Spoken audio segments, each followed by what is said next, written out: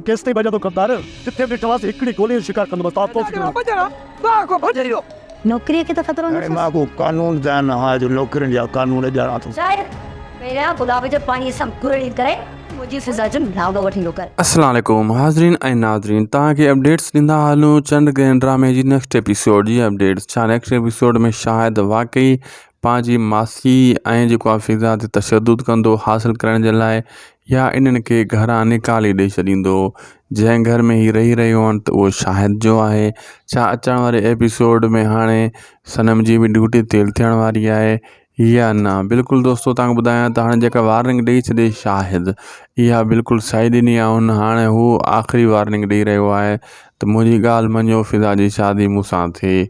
लेकिन उहो उनजी मासी नथी मञे। लेकिन मासी छा, पर फिज़ा पाण बि नथी मञे।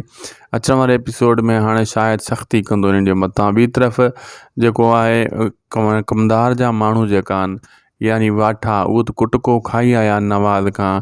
ऐं जॾहिं हू ॿुधाईंदा कहाणी त असां खां भॼी वियो नवाज़, पोइ चवंदो कमदार तव्हांखे हैफ़ आहे, तव्हांखे शर्म नथो अचे, तव्हां ॿिनि ॼणनि खां हिकिड़ो माण्हू भॼी वियो त हुनखे गोली बि न हणी सघियो।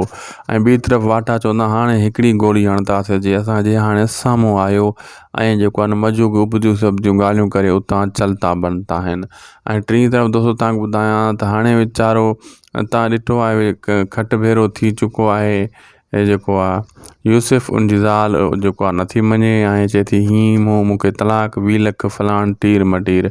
तमामु जल्द तव्हां ॾिसंदो दोस्तो जेको आहे न इहा बि तौबा ताइब थींदी यूसुफ वांगुरु। ऐं खट भेरी जॾहिं थींदी, इन खे जॾहिं सज़ा मिलंदी करणी भरणी आहे, पोइ इहा बि सुधरी वेंदी यूसुफ जी। जीअं हाणे यूसुफ तौबा ताइब थी चुको आहे, पीउ माउ जो फर्मा बरदार थी चुको आहे। ऐं जेको साईं सरदार आहे, साईं सरदार दोस्तो फ़िलहालु त पंहिंजी मॻी में आहे, कॾहिं कॾहिं पछताए बि रहियो आहे। लेकिन तव्हांखे मां इहो ॿुधाईंदो हलां तमामु जल्द ड्रामो बि ख़तमु थींदो, साईं सरदार बि सुधरी वेंदो।